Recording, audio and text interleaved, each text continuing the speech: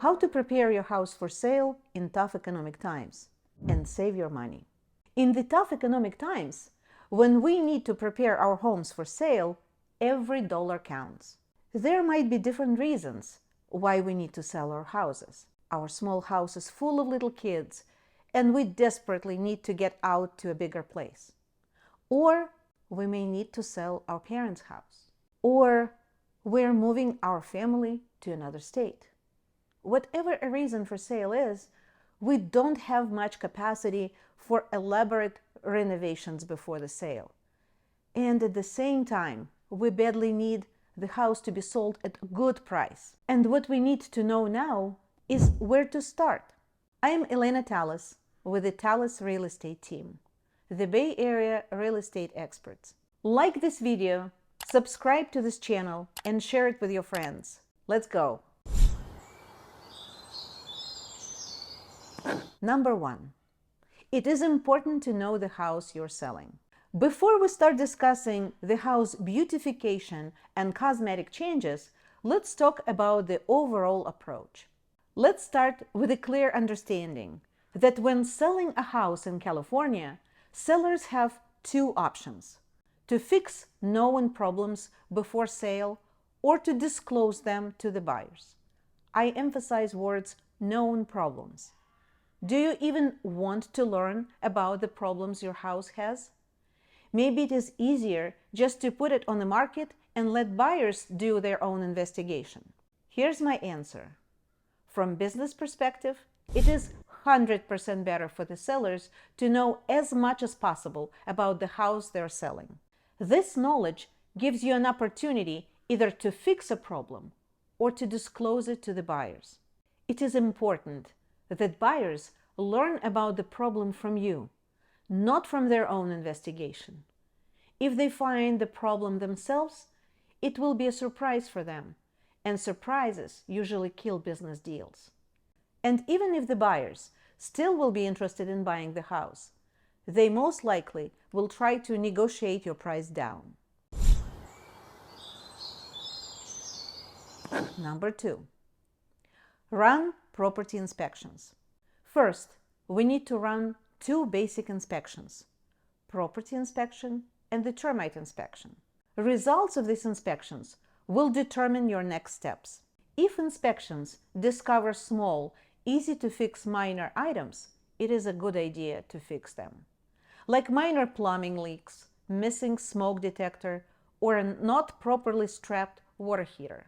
If bigger problems are found, you need to assess possible repairs, the budget and the time, and also how these particular problems will influence the buyer's perception of the house, and of course, the price they will be willing to pay. If buyers are scared of the problem, they will walk away. So, if, for example, you found something that may scare your future buyers, like a crack in the foundation or roof problem, it would be a good idea to research what it takes to repair and enclose this information in the seller's disclosure package. Like, for example, there is a roof problem, but here's an excellent, reputable roofing company that is willing to fix it for X amount of dollars. Let's look at number 3, squeaky clean. If we want to create good impression, we absolutely need to make sure that the house feels super clean. Especially, it refers to the personal use appliances and fixtures, toilets, refrigerators, dishwashers. Make sure they're impeccable. In some cases, it is a good idea to replace existing appliance with a new one. Number 4, how to create a picture-perfect house.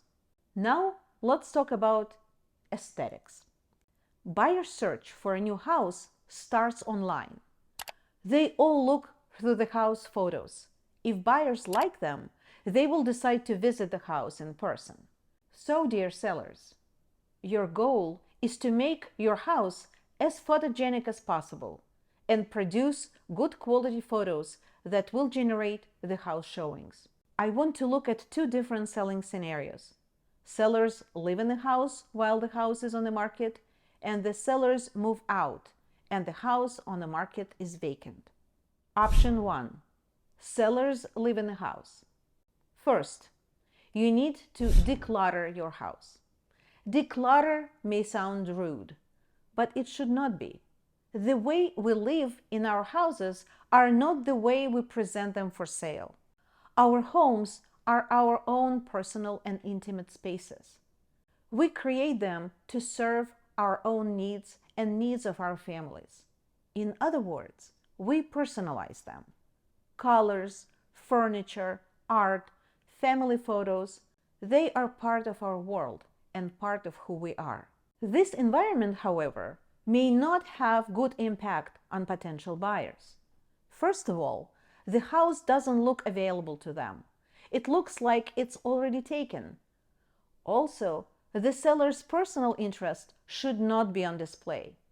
Have you noticed that in staged houses we usually see either cook or art books on the shelves and coffee tables? Why? They are nice, pleasant to look at, and the most important, they are neutral. So we suggest no political, religious, or any special interest or controversial items. You want your buyers to be focused on your house and not to be distracted by your personal artifacts. 2. In order to create a photogenic house, you may need to employ a designer to stage the house with your own furniture, or to do what we call partial staging. In case of the partial staging, the designer will work with your furniture. She probably will bring additional accessories, art pieces, and may partially rearrange your interior. And the bonus tip: if you sell the house while still living in it, try to create the most flexible showing schedule. Nothing can be worse than motivated buyers who finally took their time to go see properties. They may have paid babysitters, they may have taken time off work, and the house they want to see is not available. Why? Because the seller's showing schedule doesn't allow it. Now, let's look at selling vacant houses. It is very common in our area to stage vacant houses. When you invite talented designers to do the job, you give them an empty canvas, and they create a masterpiece that will attract more buyers and help you get the best price for your house. Great staging is a powerful tool for housing marketing. I witnessed how buyers were falling in love with staging furniture and artwork. They submitted offers on multi-million-dollar houses requesting to keep staging pieces they liked. This is Elena Talis with the Talis team. If you're thinking of selling your home in a year or even 2, call us and we'll help you to go through the stages of moving and preparing the house for future sale. My contact information is also in the description of this video. See you next time.